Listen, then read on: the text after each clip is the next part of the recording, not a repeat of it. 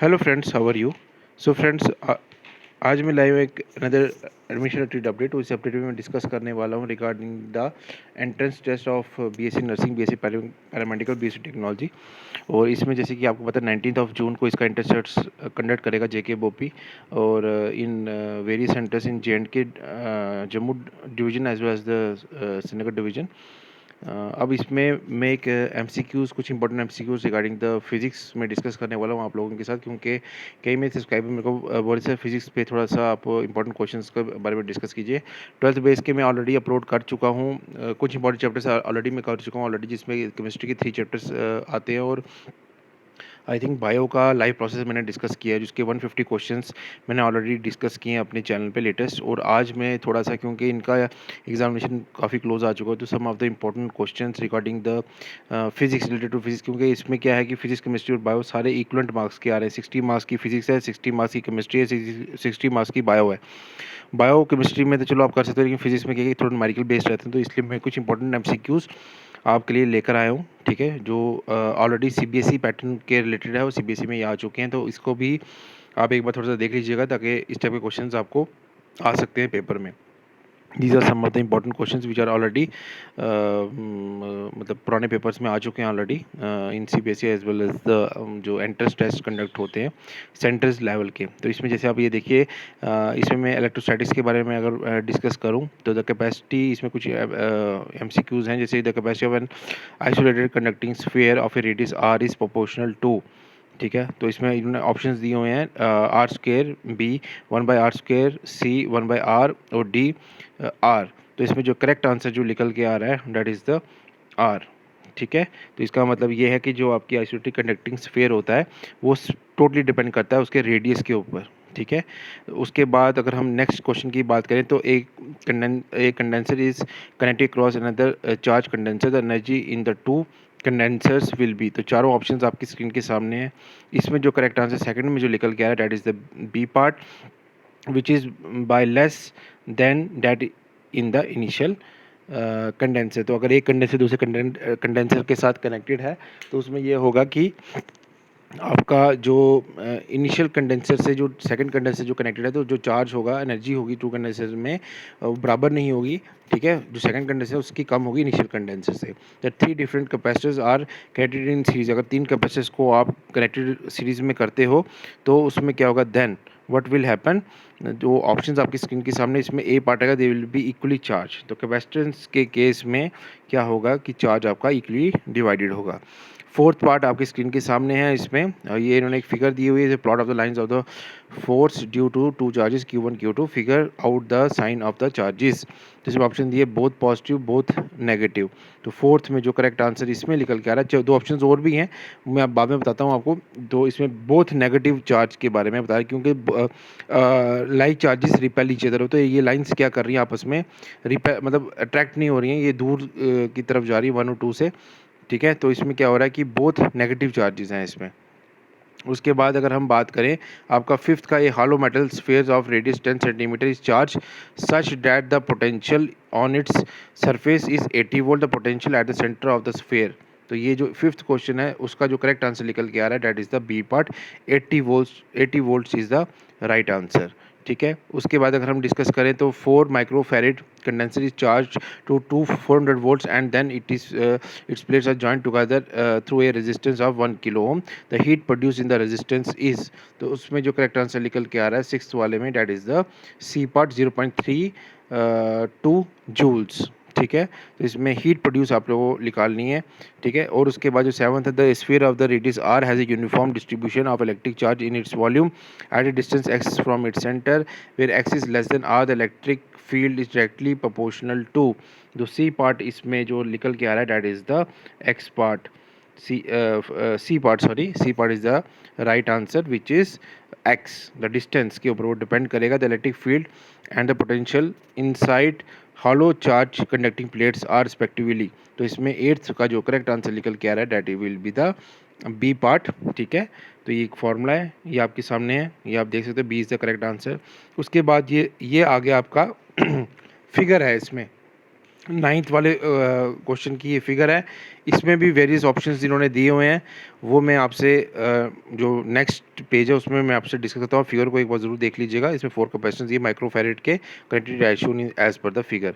तो इसमें इसके जो ऑप्शंस दिए हुए हैं वो ये हैं आपके सामने, ठीक है। और इसका जो करेक्ट आंसर निकल के आ रहा है that will be the B part.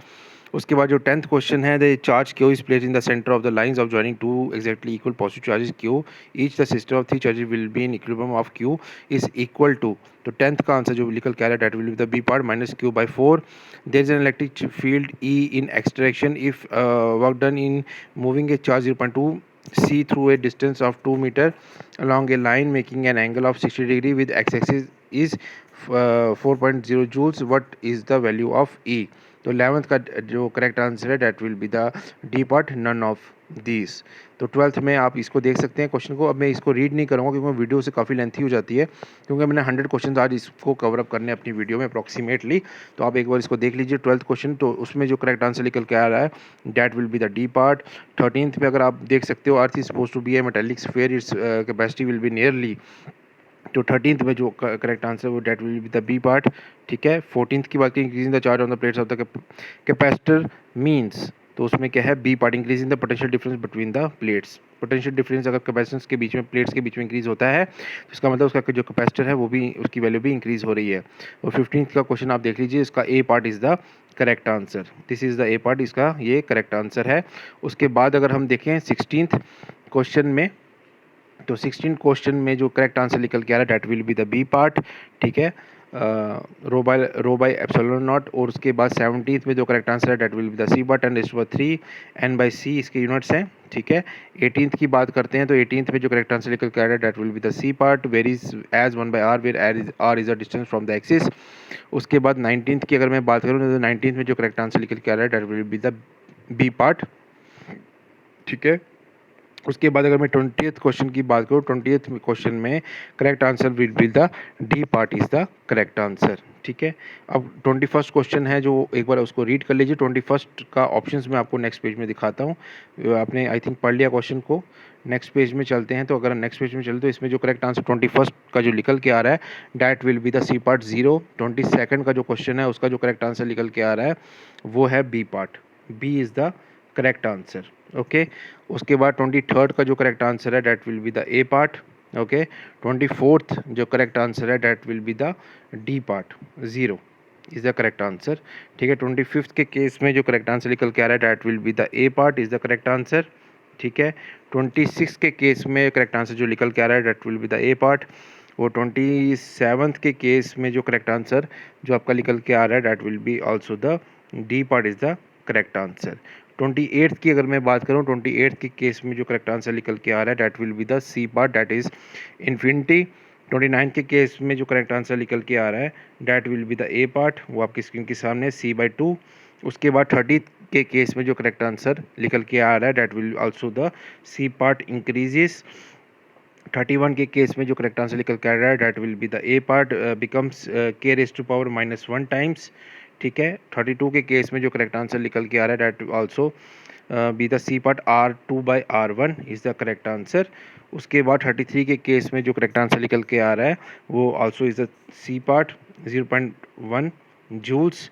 34 के केस में जो करेक्ट आंसर निकल के आ रहा है that will be the B part, that is the correct answer, ठीक है। 35th का क्वेश्चन आप एक बार रीड कर लीजिए, मैं आपको इसका आंसर भी बता देता हूँ। इसके पहले ऑप्शंस आपको बता देता हूँ, फिर आप उसका आगे में इसके बारे में डिस्कस करेंगे। तो 35th की बात करते हैं, तो 35th में 1 सेकेंड, 35th के जो ऑप्शंस थे आपके सामने ये दिख रहे हैं 4 टॉप पे। और इसमें जो सी पार्ट है, C part is the correct answer. 36 के केस में जो करेक्ट आंसर निकल के आ रहा है that will be the D part is the correct answer. 37th के केस में जो करेक्ट आंसर निकल के आ रहा है that will be the B part, ठीक है। और उसके बाद 38 के केस में जो करेक्ट आंसर निकल के आ रहा है that will be the C part, 1/√2। उसके बाद 39 के केस में जो करेक्ट आंसर निकल के आ रहा है उसमें अगर हम डिस्कस करें that will be the B part. ये आ गया आपका करेक्ट आंसर। उसके बाद 40th के केस में जो करेक्ट आंसर निकल के आ रहा है that will also be the B part increases. फिर 41 के केस में 41 का क्वेश्चन आप देख लीजिए। 41 के केस में जो ऑप्शंस आपके सामने आए स्क्रीन पे, ये इसकी एक सर्किट डायग्राम है 41 में जो correct answer that will be the B part. 2C is the correct answer. 42 के केस में भी आप देख सकते हो जो करेक्ट आंसर निकल के आ रहा है that is will be the A part. ठीक है, 43 के केस में जो करेक्ट आंसर निकल के आ रहा है 43 के केस में जो करेक्ट आंसर निकल के आ रहा है that will be the C part is the correct answer. उसके बाद 44 के केस में जो करेक्ट आंसर निकल के आ रहा है that will be the B part. 2 is the correct answer. Okay, उसके बाद 45 के केस में जो करेक्ट आंसर निकल के आ रहा है आपका, उसमें 45 में D part is the correct answer. n-1 x is the correct answer. ये है डी पार्ट 45 के केस में। उसके बाद अगर हम आगे चलें तो 46 में एक्चुअली ये मैं आपको 46 क्वेश्चन रीड करके बता दे रहा हूँ। A 200 microfarad capacity is charge at a steady rate of 50 micro coulomb per second and how long will it take to raise its potential to 10 volts. तो ये 46 का इसमें जो करेक्ट आंसर है 46 में वो ए पार्ट है।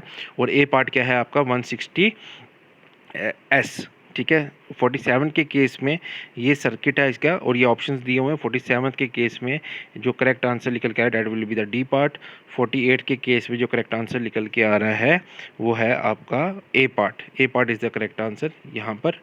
ठीक है, उसके बाद 49 के केस में जो करेक्ट आंसर निकल के आ रहा है वो है आपका A part. Is here also the A part is the correct answer.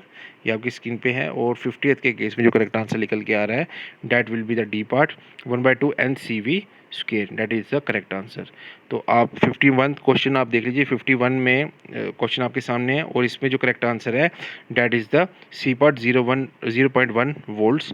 52 के केस में जो करेक्ट आंसर निकल के आ रहा है वो है डी पार्ट। ठीक है, आपकी स्क्रीन में है। और उसके बाद 53 के केस में जो आपका आंसर निकल के आ रहा है 53 में वो है D part is the correct answer. आपकी स्क्रीन के सामने ये क्वेश्चन आप इसको रीड कर लीजिए। 54 के केस में जो करेक्ट आंसर निकल के आ रहा है that will be the A part size of the conductor. उसके बाद 55 के केस में जो करेक्ट आंसर निकल के आ रहा है वो है बी पार्ट आपका। ठीक है, और 56 के केस में जो करेक्ट आंसर निकल के आ रहा है that will be the also the C part. C part is the correct answer. ठीक है, 57th का जो क्वेश्चन है आप इसको क्वेश्चन को रीड कर लीजिए। 57 में जो करेक्ट आंसर निकल के आ रहा है that is also I think the A part is the correct answer. ठीक है, करेक्ट आंसर ये आ रहा है। तो अब इसके बाद इसकी एक डायग्राम भी है 57 में। ए पार्ट इज करेक्ट आंसर हमने आंसर देख लिया। मैं आपको दिखा देता हूँ। आई थिंक ये नहीं है इसमें, वो नेक्स्ट पेज आई थिंक वो नेक्स्ट पेज की मैंने पिक नहीं ली हुई है अभी। तो फ्रेंड्स एक्चुअली क्या है कि वीडियो काफ़ी लंबी हो गई। मैं इसके बाद जो वीडियो अगर मैं देखता हूँ अगर शाम तक मैं अपलोड कर पाया नहीं तो कल मॉर्निंग तक वो वीडियो ज़रूर अपलोड कर दूँगा। अभी 57 मैंने MCQs डिस्कस किए हैं रिगार्डिंग दिस चैप्टर। ठीक है, electrostatics for on the base for the 12th base BSc nursing BSc paramedical जो इंटरेस्ट टेस्ट हो रहा है उससे रिलेटेड इंपॉर्टेंट क्वेश्चंस हैं। आप इनको जरूर देख लीजिएगा। आई होप आपको वीडियो पसंद आएगा। जो लोग फर्स्ट टाइम इस वीडियो को देख रहे हैं कल सब्सक्राइब माई चैनल, लाइक कीजिए वीडियो को, शेयर कीजिए चैनल को अपने फ्रेंड्स के साथ।